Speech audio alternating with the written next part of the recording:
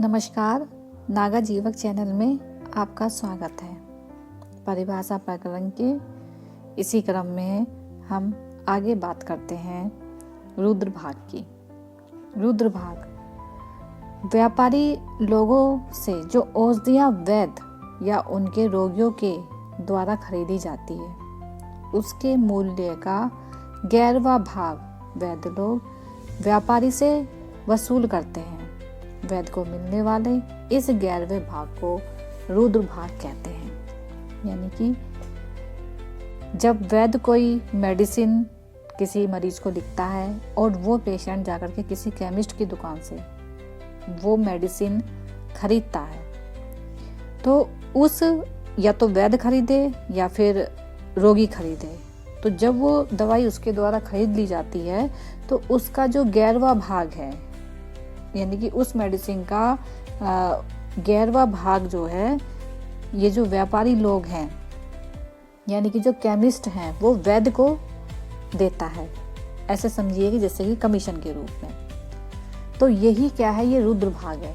और इस रुद्र भाग का जो उपयोग है वो वैद्य गरीब मरीजों की सेवा या चिकित्सा के लिए करता है। आजकल चिकित्सक अपने व्यवस्था पत्र यानी कि जो पर्चा होता है मेडिसिन लिखने का, उस पर खरीदी गई औषधि का 20 से 25% तक कमीशन लेते हैं।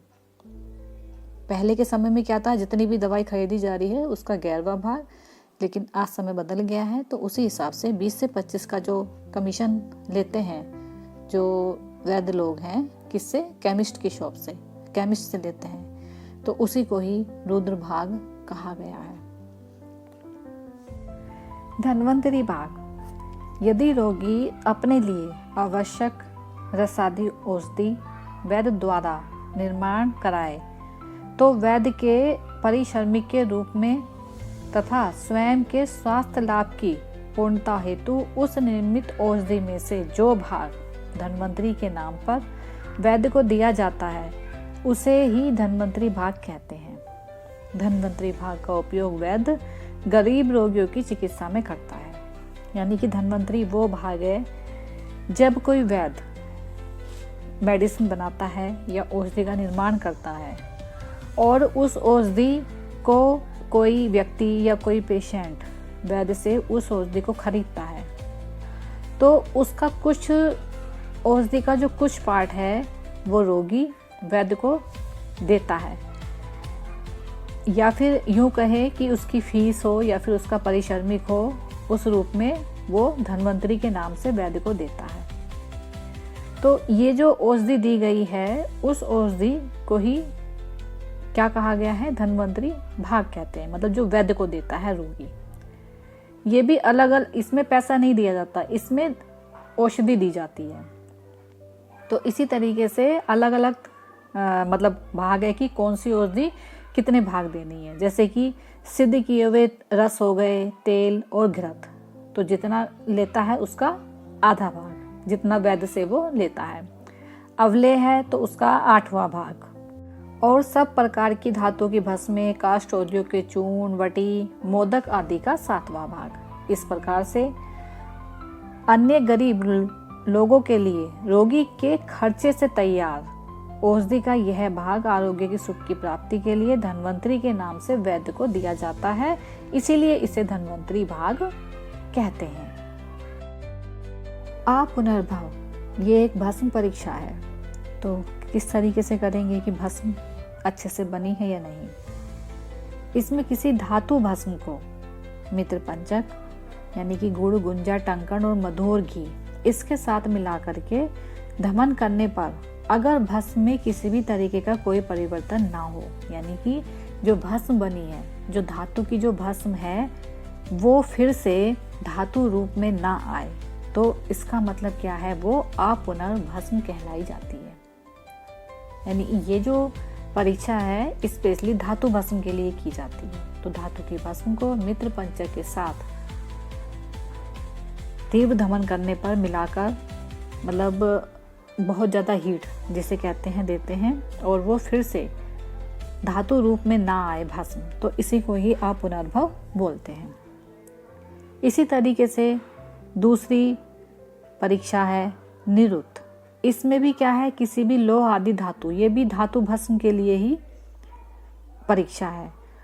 धातु की भस्म को चांदी के टुकड़े के साथ मिलाकर मूषा में रख के धमन करने से उस भस्म का थोड़ा भी अंश यदि चांदी से नहीं चिपकता, यानी कि जो भस्म है वो चांदी से नहीं चिपकनी चाहिए, तो ऐसी भस्म को निरुक्त भस्म कहते हैं। तो अपुनर्भव की जो परीक्षा है वो मित्र पंचक से करते हैं, और जो निरुक्त है उसकी चांदी के टुकड़े से करते हैं। यानी कि जो धातु भस्म है वो चांदी के टुकड़े पर चिपकनी नहीं चाहिए, तो इसका मतलब जो भस्म बनी है वो ठीक बनी है। तो ऐसी भस्म को निरुक्त भस्म कहते हैं। इसी तरीके से रेखापूर्ण, तर्जनी यानी कि जो इंडेक्स फिंगर होती है वो और अंगूठे के बीच में अगर हम भस्म को रगड़ते हैं और वो भस्म उंगलियों के जो रेखाएं हैं उसमें प्रवेश कर जाए, तो उस मृत लोह भस्म को रेखापूर्ण भस्म कहते हैं। यानी कि रेखापूर्ण भस्म इतनी सूक्ष्म होती है, यानी कि एक तरीके से ये सूक्ष्मता का प्रतीक है। तो तर्जनी उंगली और अंगूठे के बीच में भस्म को अगर रगड़ा जाए तो वो उसकी रेखाओं में आ जाती है, इसी को ही रेखापूर्ण परीक्षा कहते हैं। वारिता, ये भी भस्म की परीक्षा है।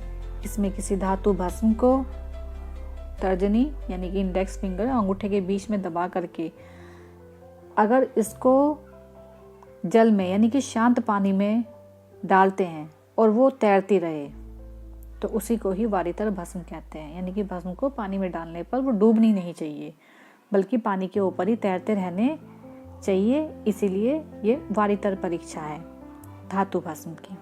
इसके बाद उत्तम, उत्तम में क्या है कि अपुनर्भस्म, यानी कि जो हमने अभी पहले पीछे पढ़ा, कौन सी, अपुनर्भव, यानी कि वो फिर से धातु रूप में ना आए। अपुनर्भस्म को सूक्ष्म पीस करके फिर जल में डालने पर तैरता रहता है, जैसे कि अभी वारितर हुआ।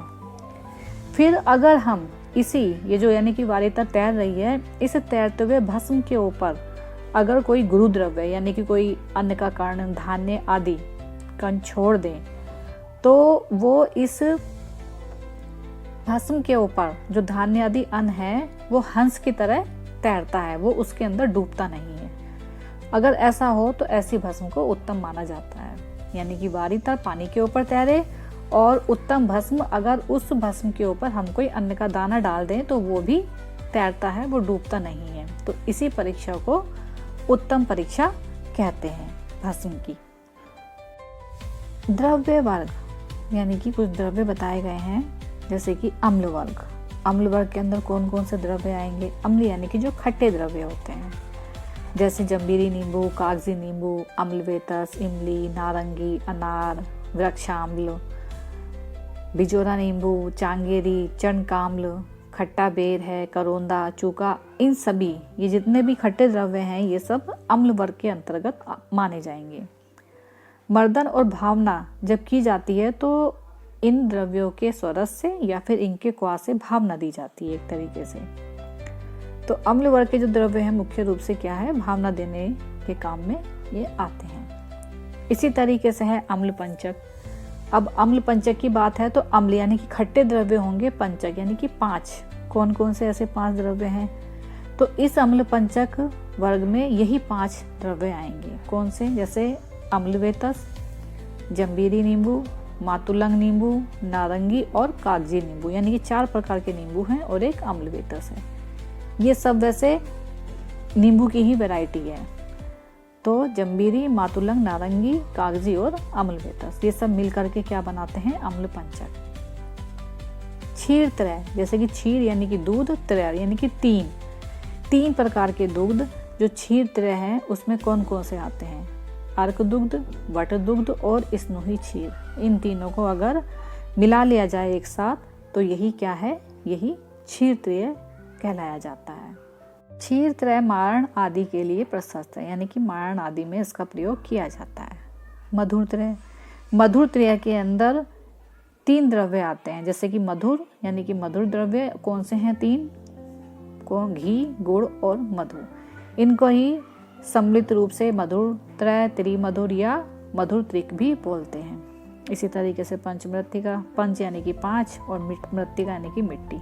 कौन सी 5 तरीके की है? ईंट का चूर्ण, गैरिक का चूर्ण, सेंधव लवण, कंडों की राख और बल्मिक मिट्टी यानी कि कंडों की राख, भस्म, और बल्मिक मिट्टी यानी कि ऐसी मिट्टी जहाँ पर कि दीमक हो। तो इनको 5 को मिला करके सम्मिलित रूप से पंचमृत्तिका कहा गया है। इसी तरीके से पंचामृत है।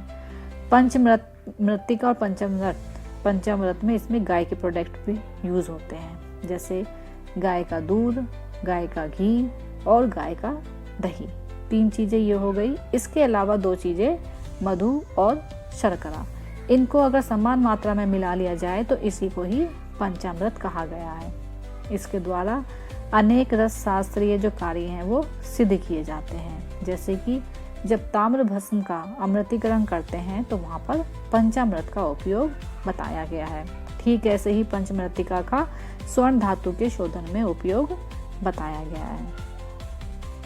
पंचगव्य, जैसे कि नाम से पता चल रहा है, 5 गव्य यानी कि 5 ऐसे द्रव्य जो गाय से मिलते हैं, जैसे गाय का दूध, गाय का दही, गाय का घी, गाय का मूत्र और गाय का गोबर। इन 5 द्रव्यों को अलग अलग अगर ग्रहण किया जाए तो इन सबको 5 को मिलाकर के पंचगव्य कहते हैं। जैसे कि रसोपनिषद में गौ में 1 पल लेना है, गौमूत्र 3 पल, गोघृत 8 पल, गोदुग्ध 8, गोदही 8 पल लेकर के फिर इसमें कुश मिश्रित जल को डाल दें। इस मिश्रण को पंचगव्य कहा है। ये रसोपनिषद वाले कह रहे हैं। इसी तरीके से सहस्त्र योग के अनुसार भी इन्होंने अपना अलग बताया है। ये कह रहे हैं कि गौ में यानी कि गौ में का मतलब जो गाय का गोबर है वो 1 भाग लेना है, गोमूत्र 2 भाग लेना है, गोदुग्ध 16 भाग, गोदही 10 भाग और गोघृत 8 भाग को एकृत मिलाने पर पंचगव्य कहते हैं। वैसे विशेष रूप से जो पंचगव्य है, जो 5 ये जो गाय के 5 है, यानी कि गाय का दूध, दही, घी, मूत्र और गोबर, ये समान मात्रा में मिला करके लेने को ही पंचगव्य कहा जाता है। क्षारद्वय और क्षारत्रय। क्षारद्वय यानी कि 2 क्षार, क्षारत्रय यानी कि 3 क्षार। तो 2 क्षार कौन से हैं? सर्जी क्षार और यव क्षार को क्षारद्वय बोलेंगे, और अगर इसमें हम टंकण क्षार मिला दें तो ये क्षारत्रय कहलाया जाएगा। इसी तरीके से क्षार पंचक में 5 क्षार होंगे, पलाश क्षार, मुष्क क्षार, यव क्षार, छज्जी क्षार और तिल क्षार। इनको मिला करके क्षार पंचक कहते हैं। क्षाराष्टक में थुअर, पलाश, अपामार्ग, इमली, अर्क, तिलनाल, छर्जी और यवक्षार, इनको मिला करके क्षाराष्टक कहा गया है। तो इस तरीके से ऐसे ही द्रावकगण, हमने मित्र पंचक पढ़े थे। मित्र पंचक के अंदर एक द्रव्य और मिला दिया जाए तो वो द्रावकगण कहलाया जाता है। कौन से हैं द्रावकगण के अंदर? 6 द्रव्य आते हैं। गुंजा, मधु, गुड़, घृत और गुगलू को प्राचीन आचार्यों ने क्या कहा गया है? धातु द्रावक कहा है। इसके अलावा फिर से देखिए मित्र पंचक, घृत, गुंजा, टंकण, मधु और गुगलू, इन 5 द्रव्यों को मिलाकर के मित्र पंचक कहते हैं। विविध प्रकार के लोहों को पिघलाने में इसका उपयोग होता है। कहाँ पर पिघलाते हैं? जब सत्वपातन किया जाता है तो वहाँ पर द्रावक गण की औषधियाँ और जो मित्र पंचक वर्ग की जो औषधियाँ हैं उनका प्रयोग किया जाता है। इन दोनों में क्या डिफरेंस है? द्रावक गण के अंदर जो गुड़ है वो एक्स्ट्रा है मित्र पंचक के साथ में, यानी कि मित्र पंचक और गुड़ मिला करके बनता है द्रावक गण। लवण पंचक, जैसे कि नाम से पता चल रहा है लवण पंचक यानी कि 5 प्रकार के लवण कौन कौन से होंगे? सेंधव लवण, समुद्र लवण, विड लवण, सोवर्चल लवण और रोमक लवण। ये 5 प्रकार के लवण मिलकर के लवण पंचक बनाते हैं। इसी को ही लवण पंचक कहा गया है। ऐसे ही रक्तवर्ग के अंदर कौन कौन से द्रव्य आते हैं? इसमें मंजिष्ठा, केसर, लाक्षा, दाडिम पुष्प, रक्तचंदन, बंधुक पुष्प, रक्त करवीर, इन सभी द्रव्यों को सामूहिक रूप से क्या कहा गया है? रक्तवर्ग कहा गया है। श्वेत वर्ग में तगर, कुटज, कुंद, श्वेत गुंजा, जीवंती, श्वेत कमल पुष्प और कंद, इन सबको मिलाकर के श्वेत वर्ग कहा गया है। तो ये इस तरीके से अलग अलग वर्ग बताए गए हैं और कुछ परिभाषाएं जो हैं वो बताई गई हैं। परिभाषा प्रकरण की अगर ये आपको मेरी वीडियो पसंद आई हो तो मेरी वीडियो को लाइक, शेयर और मेरे चैनल को सब्सक्राइब करें। धन्यवाद।